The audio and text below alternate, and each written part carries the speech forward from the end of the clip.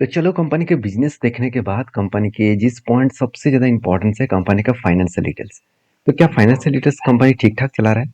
अगर देखा जाए तो 2021 में कंपनी 172 करोड़ का टोटल सेल्स किया था। उसके बाद 195, उसके बाद 208, उसके बाद 287, 2024 में, 2025 में 361 एंड 2026 में करीबन 472 करोड़ के आसपास टोटल सेल्स किया।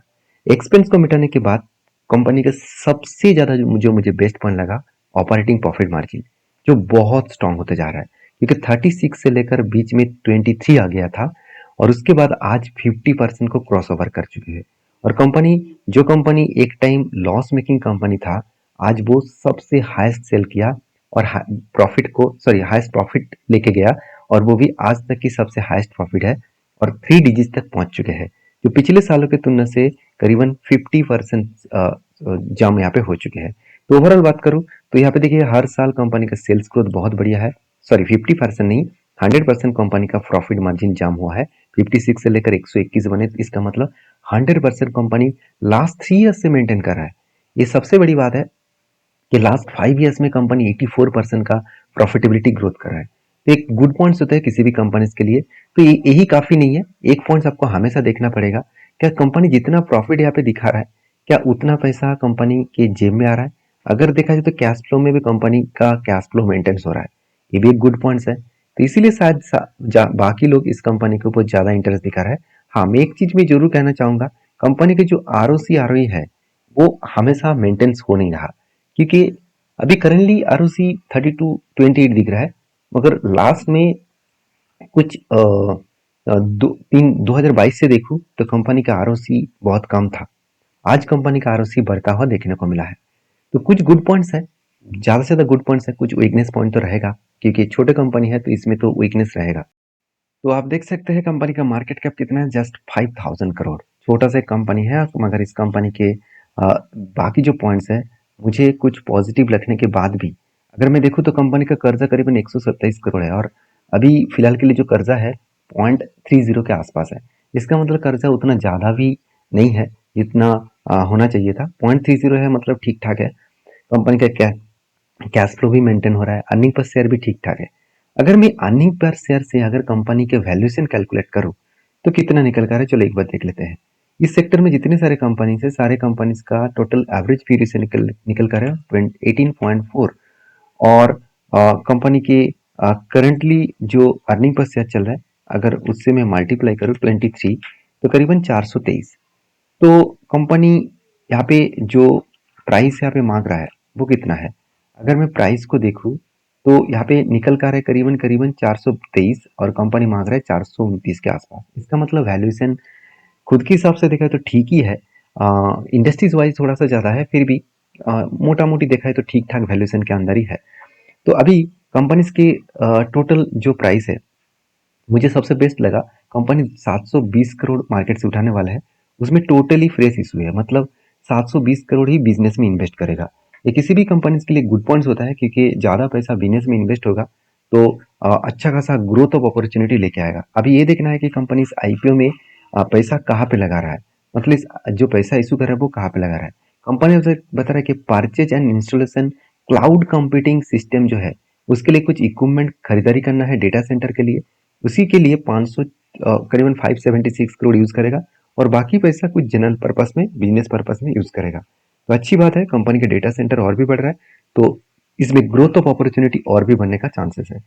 तो यहाँ पे इस बात को ध्यान देना है कि कंपनी जब भी कुछ इस तरीके से परफॉर्मेंस दिखाए तो कंपनी के पॉजिटिविटी और भी बढ़ सकता है। और शायद इसीलिए इस कंपनी का स्टेन भी बहुत स्ट्रांग देखने को मिला है, क्योंकि R O C 25, R O C 32, depth of equity एकदम ना के बराबर है।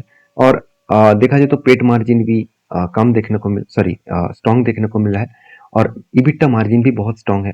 तो मुझे एक पॉइंट और भी अच्छा लगा कि कंपनीज के जो अर्निंग पर शेयर है वो 12 है। और मैं इस सेक्टर को अगर कंपेयर करके देखूं, मतलब इस सेक्टर में बाकी जितने सारे कंपनीज है इसी तरीके से काम कर रहे हैं, उसका अर्निंग पर शेयर नेगेटिव में है। तो इस पॉइंट्स में एक क्लियर कट व्यू देखने को मिलता है कि कंपनीज के जितने सारे डेटा है उसके अगेंस्ट में, अगर मतलब उसके डेटा पॉइंट ऑफ बेसिस में जाऊँ तो कंपनी बहुत स्ट्रॉन्ग परफॉर्मेंस देखने को मिला है। तो एक बात ध्यान देना इस फील्ड में इसी कैटेगरीज में जितने सारे कंपनी लिस्टिंग हुआ, सिर्फ यहाँ पे देखा जाए तो कुछ 2 एसएमई कंपनी है, एक मेन बोर्ड था। अगर मेन बोर्ड कंपनी को देखो तो करीबन 5% का लिस्टिंग दिखाया। तो आपको क्या लग रहा होगा कि यही कंपनी भी 5% लिस्टिंग दिखाएगा? मुझे तो नहीं लगता, क्योंकि कंपनी की स्ट्रेंथ बहुत स्ट्रांग है। हाँ, कुछ वीकनेस पॉइंट है, चलो वो भी आपको साथ शेयर कर लेता हूँ। अगर मैं कंपनी के पॉजिटिव पॉइंट देखूँ तो ध्यान से देखना। कंपनी कुछ पॉजिटिव पॉइंट्स जैसे strong profit growth, obviously strong profit growth है, ईबिटा मार्जिन भी स्ट्रॉन्ग है, डेप्थ ऑफ इक्विटी भी बहुत कम है, फ्यूचर ग्रोथ सेक्टर में काम कर रहा है, क्योंकि AI, cloud, GPU, cyber security and data centre के ऊपर काम कर रहा है, जो कंपनी को एक बहुत बड़ा जाम देने वाला है। तो फ्रेश इशू के ओनली मतलब ऑफर फॉर सेल नहीं है, अच्छी बात है, बिजनेस के ऊपर सारा पैसा इन्वेस्ट होगा। साथ ही साथ एंकर इन्वेस्टर भी इसको सपोर्ट कर रहा है, तो ये भी अच्छी बात है। अभी रिक्सी पॉइंट क्या है? रिक्सी पॉइंट के हिसाब से देखा है तो वैल्यूएशन, ऑब्वियसली इंडस्ट्रीज वाइज अगर देखा जाए तो कंपनी का वैल्यूएशन ज्यादा है। कस्टमर मतलब देखा जाए तो कंसंट्रेशन जो है वो थोड़ा सा यहाँ पे वीकनेस देखने को मिला। साथ ही साथ डेटा सेंटर जो है वो में भारी कॉम्प्लेक्स है, मतलब इस कैटेगरी में काम करना बहुत ज़्यादा रिक्सी पॉइंट एंड बहुत ज़्यादा टफेस्ट पॉइंट होते हैं। टेक्नोलॉजी कॉस्ट रिक्स, टेक्नोलॉजी दिन के दिन हाई कॉस्टली हो रहा है और इसके लिए कंपनी का कॉस्ट बढ़ने का चांसेस है। साथ ही साथ कंपटीशन भी ज़्यादा है इस फील्ड में। ये कुछ वीकनेस पॉइंट है। तो जितने सारे वीकनेस एंड पॉजिटिव पॉइंट को सामने रखते हुए चैट जीपी ने जो आंसर दिया वो मुझे भी स्ट्रांग लग रहा है, क्योंकि यहाँ पे सारे ग्रोथ पॉजिटिव है, business, revenue growth, profit growth, depth of equity and sector wise out view. हाँ, वैल्यूएशन थोड़ा सा हाई है तो रिक्स ही है, और पॉइंट ऑफ बेसिस में मीडियम रिक्स देखने को मिला है। रिक्स मीडियम है, हाई रिक्स नहीं है। तो यहाँ पे कंपनी के ओवरऑल बात करूँ तो आउट ऑफ 5 में 4 स्टार रेटिंग मिला इस कंपनी को, जो एक गुड पॉइंट्स है। तो यहाँ पे पॉइंट ऑफ व्यू से बात किया जाए तो मुझे लगता है कंपनी की अच्छा खासा मतलब लिस्टिंग देखने को मिल सकता है।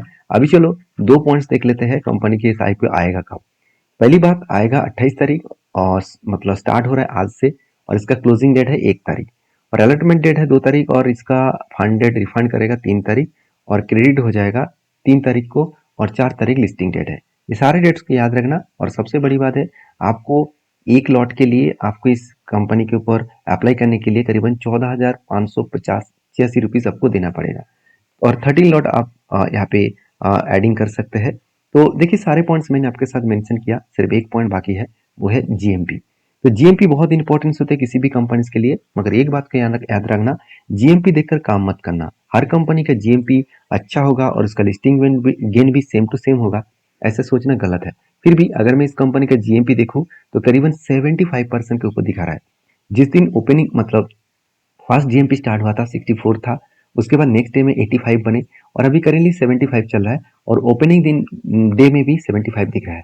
आपको लास्ट डे में मतलब 1 तारीख आपको देखना है कि इसका जीएमपी क्या चल रहा है और इसका सब्सक्रिप्शन क्या चल रहा है। अगर वो ठीक ठाक चले तो अच्छा खासा सब्सक्राइब हो, तो इस कंपनी के ऊपर आप एक बार स्टडी करिए। और मैं जरूर इस कंपनी के ऊपर स्टडी करके काम करने के लिए जरूर सोचूंगा। उससे पहले मैं एक बार लास्ट डे का व्यू देखूंगा। तो ये सारे अपडेट्स मैंने आपके साथ शेयर किया। वीडियो अच्छा लगे तो लाइक करना, इस तरीके से अपडेट पाने के लिए मुझे फॉलो करना। और हाँ, ये कोई रिकमेंडेशन वीडियो नहीं था, प्लीज एक बार खुद के रिसर्च के हिसाब से काम करें, खुद के एनालिसिस के बेसिस में काम करें। Thank you.